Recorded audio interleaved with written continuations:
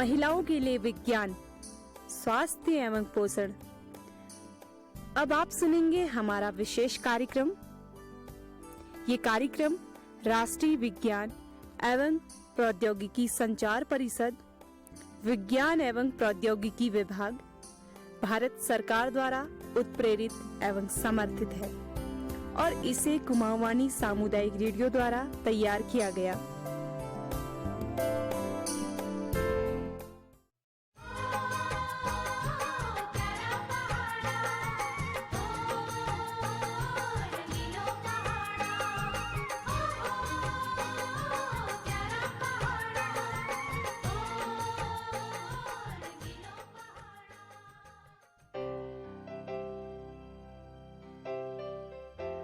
दीद बहनियों, आमा, आप सभी को नमस्कार और पहलाद। उम्मीद है आप सब लोग ठीक होंगे और आप लोगों के हर दिन का जुड़ाव और महकता आंचल श्रृंखला को मिलने वाला ढेर सारा प्यार हमें बता रहा है कि आप सब लोग रोज हमारे कार्यक्रम को सुन रहे हैं और इससे जुड़ भी रहे हैं। तो आज के कार्यक्रम में हम बात करेंगे योग की। योग सदियों से भारत की विरासत रहा है और भारतीय संस्कृति द्वारा विश्व को दिया गया एक उपहार है। योग का सही अर्थों में अर्थ है जोड़ना, शरीर को आत्मा से जोड़ना और आत्मा को परमात्मा से जोड़ना। कहा जाता है कि स्वस्थ शरीर में स्वस्थ आत्मा का निवास होता है और योग हमारे शरीर को स्वस्थ रखता है। और योग तो लोगों के बीच बहुत ज्यादा लोकप्रिय भी हो रहा है। कुछ लोगों से हमने जानने की कोशिश की कि योग उनके जीवन में क्या स्थान रखता है। मैं पूरन सिंह बिष्ट, सूपी, पोस्ट भी सूपी है, नैनीताल का निवासी हूँ। योग आजकल के लिए बहुत महत्वपूर्ण हो गया है, क्योंकि जिस प्रकार से आजकल स्वास्थ्य संबंधी समस्याएं आ रहे हैं, उनके निराकरण के लिए योग महत्वपूर्ण हो चुका है, शारीरिक रूप से भी, मानसिक रूप से भी। और इससे कई रोग जो हैं वो मतलब समाप्त हो जाते हैं योगा से, और शरीर हमेशा स्वस्थ रहता है, व्यक्ति स्वस्थ रहता है, मानसिक रूप से भी स्वस्थ रहता है, शारीरिक रूप से स्वस्थ रहता है। तो आप कौन सा योग ज्यादातर करते हैं? प्राणायाम जो है वो करते रहता हूँ। तो कभी कोई फायदा लगा आपको? हाँ, मैं एकदम स्वस्थ हूँ। जो थोड़ा मानसिक तनाव और शारीरिक में थोड़ा सा समस्याएं आती थी, वो उनसे जो है मैंने निजात मिली है। मैं बच्चे सिंह गेड़ा, मेरा जो घर है वो दुखड़ में है। अच्छा गेड़ा जी, ये बताइए आप कभी योग करते हैं? हाँ, प्रॉपर तो नहीं हो पाता, लेकिन मैं कोशिश करता हूँ योग करने की। और कभी कभी ये रहता है कि समय का अभाव होने के कारण बीच में छूट जाता है, लेकिन मेरी हार्दिक जो दिली इच्छा है वो योग करने की रहती है।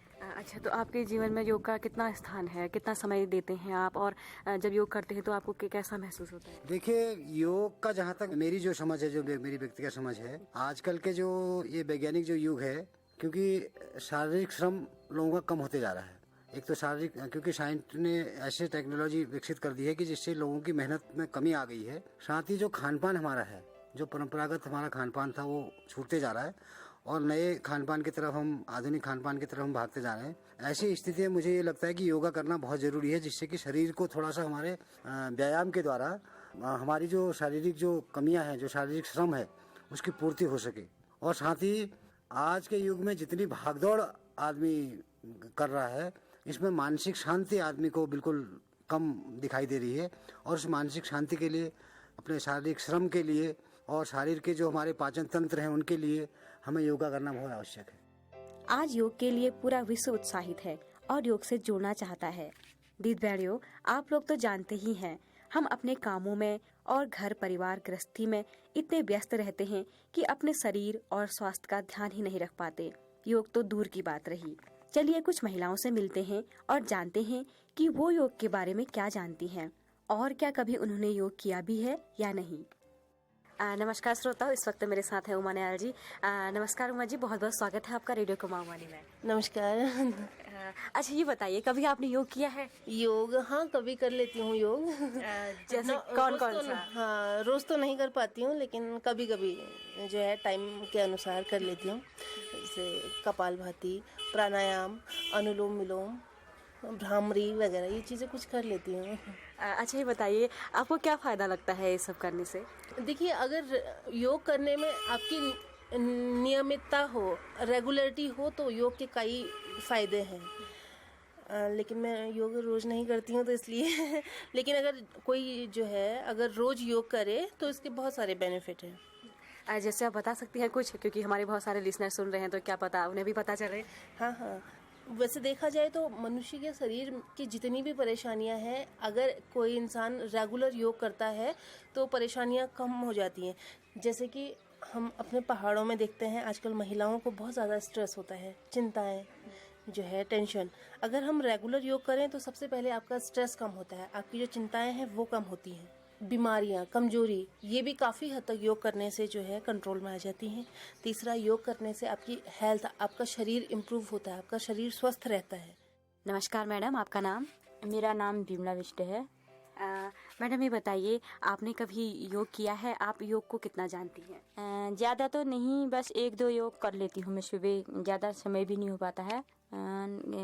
एक कपाल भारती और एक अनुलोम विलोम, इससे ये 2 जो योग हैं इससे हमारे पेट के कई रोग कम होते हैं। मेरे पेट में बहुत सारी तकलीफें रहती, जैसे गैस की प्रॉब्लम रहती थी, और ये चीज़ें मेरे को कुछ कम रही ये योग करने के बाद। वैसे योग शरीर के लिए अच्छा है, करना चाहिए, लेकिन हमें तो समय नहीं मिल पाने के कारण हम अन्य योग नहीं कर सकते हैं। तो श्रोताओं, ये तो थी हमारी कुछ साथी महिलाओं की राय, लेकिन हमें समझना होगा कि स्वस्थ नारी स्वस्थ घर परिवार और समाज को बनाती है, तो योग इसमें महत्वपूर्ण भूमिका निभा सकता है।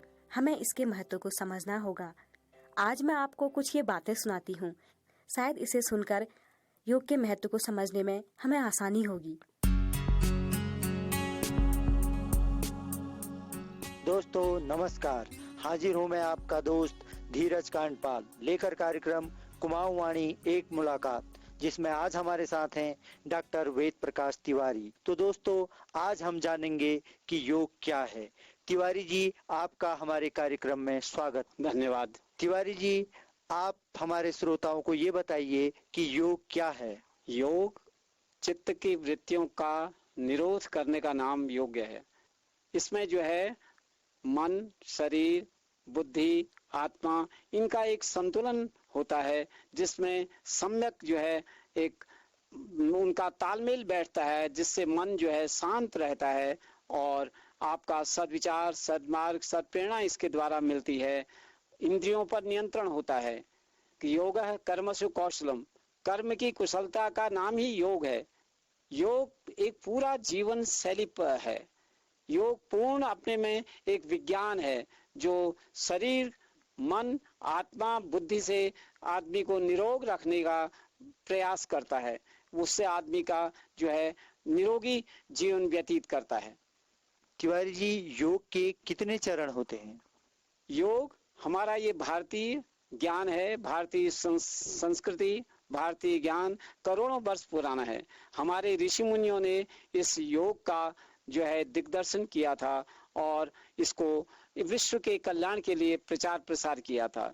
योग में 8 अंग होते हैं, अष्टांग योग कहलाया जाता है, जिसमें यम, नियम, आसन, प्राणायाम, प्रत्याहार, धारणा, ध्यान और समाधि, ये 8 अंग होते हैं। इनका क्रमशः जो है आदमी आगे बढ़ते जाता है स्टेप बाय स्टेप, तो अपने पूर्ण जीवन को विकसित कर सकता है। एक सद्मार्ग मिलता है, एक सद्विचार आते हैं, ये इससे प्राप्त होता है। तिवारी जी, वर्तमान संदर्भ में योग की आज क्या प्रासंगिकता है? आज हम देख रहे हैं जिस प्रकार से हमारा आहार दूषित हो गया है, वायु दूषित हो गई है, अन्न जल दूषित हो गया है, खाद्य पदार्थ दूषित हो गए हैं। हम अपने जीवन में आप देख रहे हैं कि आपके शुद्ध चीज कोई नहीं मिल पाती है, आहार सामग्री सारी मिलावट ही मिलावट है। तो इस समय आवश्यकता है योग और प्राणायाम के द्वारा आपको जो है प्राण वायु अधिक से अधिक जब मिलेगी तो आप जो है निरोगी रहेंगे और आपको ऊर्जा अधिक मिलेगी। उससे प्राणवायु के द्वारा आपको ऊर्जा मिलती है। इसलिए वर्तमान में योग और आयुर्वेद की बहुत ही ज्यादा आवश्यकता है, क्योंकि सारा आपका वातावरण अशुद्ध हो गया है, शुद्ध नहीं है, अन्न जल दूषित हो गया है, जिसमें आपको इसकी आवश्यकता है योग और प्राणायाम की। तिवारी जी, आपने कहा कि प्राणायाम, आप हमारे श्रोताओं को ये बताइए कि प्राणायाम क्या है। प्राणायाम कहते हैं कि श्वासों का नियंत्रण। हम श्वास तो लेते ही हैं, अपने दैनिक जीवन में हम बिना श्वास के जीवित नहीं रह सकते हैं। तो जब हम ये श्वास की गति को, प्राणों की गति को नियंत्रित करते हैं, एक लेना, छोड़ना, रोकना, इस तरह से अगर अभ्यास करते हैं तो हमारे शरीर में एक नई ऊर्जा मिलती है और हमारे शरीर को ये प्राणायाम संतुलित करता है, जिससे हम निरोगी बनते हैं और एक शुद्ध विचार इसके द्वारा आते हैं। प्राणायाम जो है ये वर्तमान में बहुत ही आवश्यक है। प्राणों के आयाम, प्राणों की गति को नियंत्रित रखना, ये प्राणायाम के द्वारा होता है। इसलिए इसकी आवश्यकता है प्राणायाम की, जो शरीर को स्वस्थ रखता है। प्राणायाम के कितने प्रकार हैं? प्राणायाम जो है मुख्य रूप से यम, नियम, आसन के बाद प्राणायाम का नंबर आता है। तो जब हम आसन स्वतः ही हो जाता है, हम एक आसन में जब बैठ जाते हैं तो आसन हमारा हो जाता है और हम उस आसन में बैठ करके प्राणायाम करते हैं। प्राणायाम आपका 7 प्रकार का होता है। कौन कौन से मुख्य प्राणायाम हैं? वैसे 7 प्राणायाम होते हैं पूरे शरीर को स्वस्थ रखने के लिए। भस्त्रिका, कपालभाति, अनुलोम विलोम, बाह्य प्राणायाम, उज्जाई, भ्रामरी और उद्गीत। ये 7 प्राणायाम है। इनका एक समय भी निर्धारित होता है। जैसे भस्त्रिका केवल 5 मिनट किया जाता है। कपालभाति 15 मिनट कम से कम करना चाहिए। अगर 15 मिनट से कम करेंगे तो आपको लाभ नहीं मिलेगा। वैसे ही अनुलोम विलोम आपको 15 मिनट करना चाहिए। अगर इससे कम करेंगे आपको लाभ नहीं मिलेगा।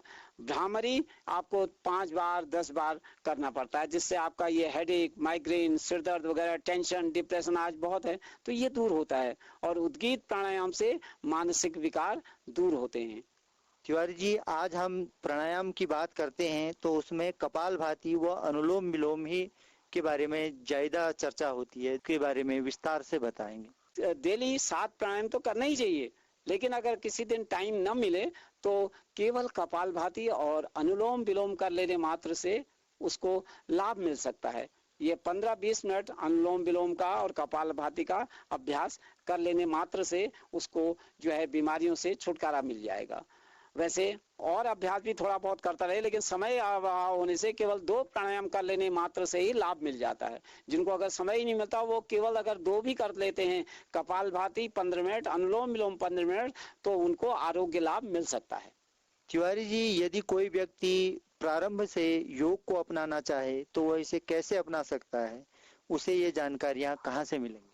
हमारा यही प्रयास है। स्वामी रामदेव जी ने भारत के 600 जिलों में ये योग प्रचार प्रसार का काम दिया है। वहाँ हर एक जगह योग शिक्षक नियत हैं।